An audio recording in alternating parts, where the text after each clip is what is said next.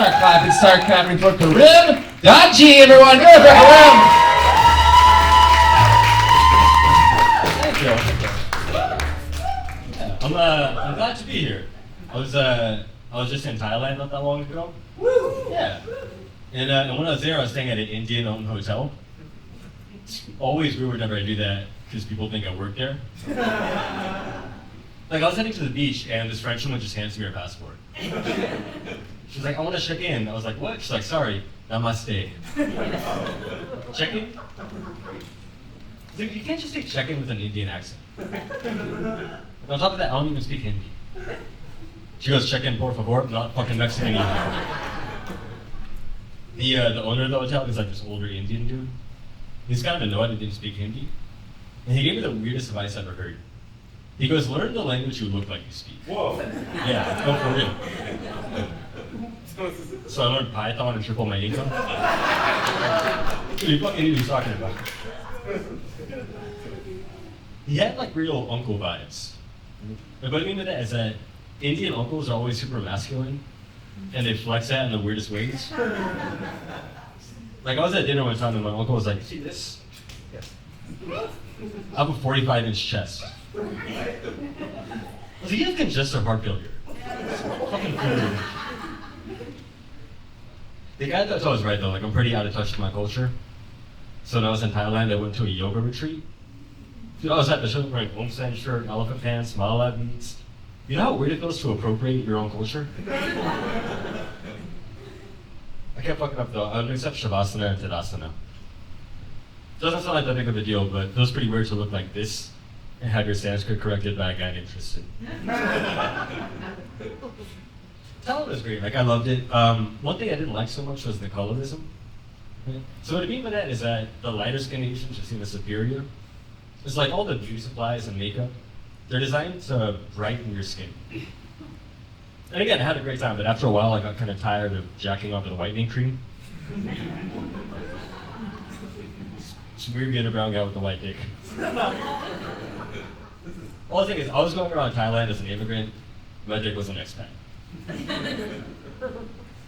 Glad to be back though. Since I've been back, I'm doing like a lot of open mics, been doing a lot of writing. Because like up until now, most of my material has been deep and personal, you know? But by that I mean I only have Indian jokes. And I wanted to write about current events, I just Googled the word news. The show's useless, I don't know, CNN has some headline about Trump, right?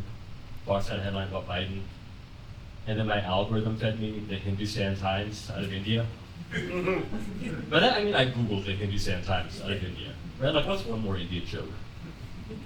The headline was pretty interesting. It said Bollywood singer speaks out about hearing loss. Says she wants to break her silence. The fucking Indian jokes write themselves.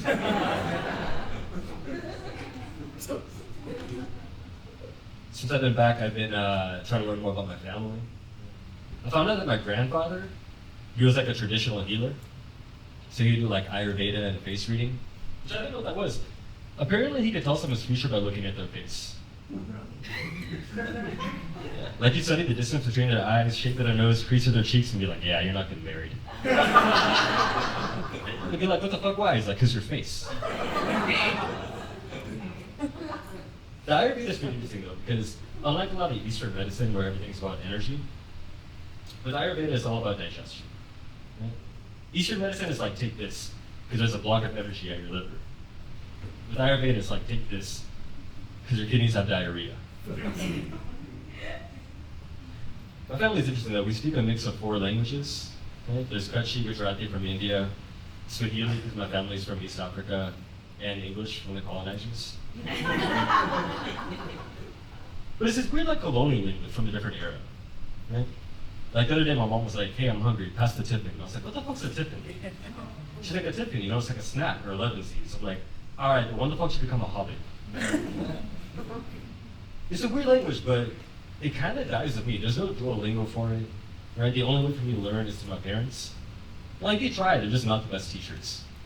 You know, like at one point I was like, hey dad, teach me some words. He's like, okay, bula. He's like, bula? Yeah, bula. It means to blunder.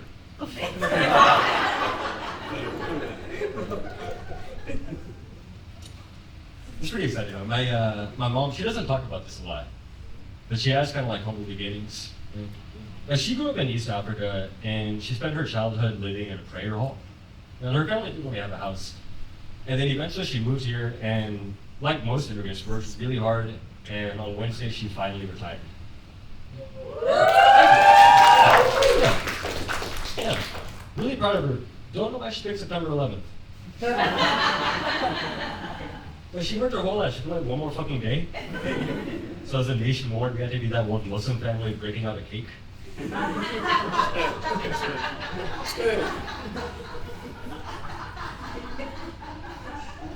Like we're Muslim, but we're chill about it, right? Like we don't pray 5 times a day. Like, there's no fasting. There's no hijabs. We don't even have the same greeting, right? Like most Muslims, they all have a universal greeting, right? Salam alaikum. The response, walaikum salam. I didn't know that. If I ever met a Muslim on the street, they're like, "Oh, you're Muslim too? Salam alaikum, brother." I just panic and be like, "For sure."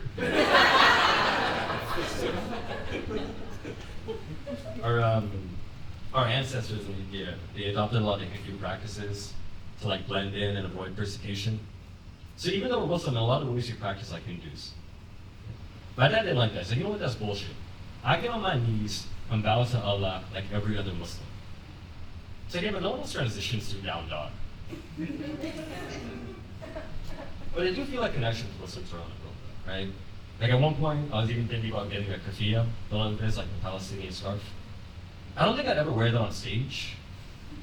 Not because I'm afraid about being judged or misunderstood, but I have a nervous gut. I don't think the best representative for a Muslim in comedy is a guy who just blew up a bathroom.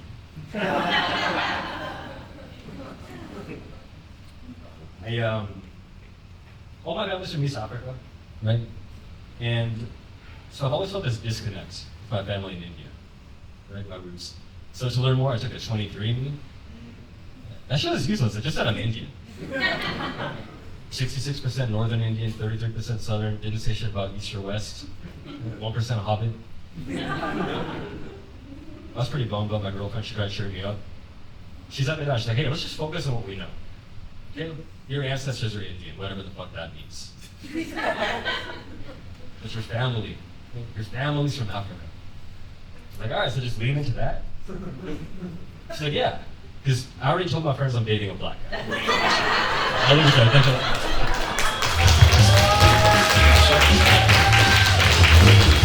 lot.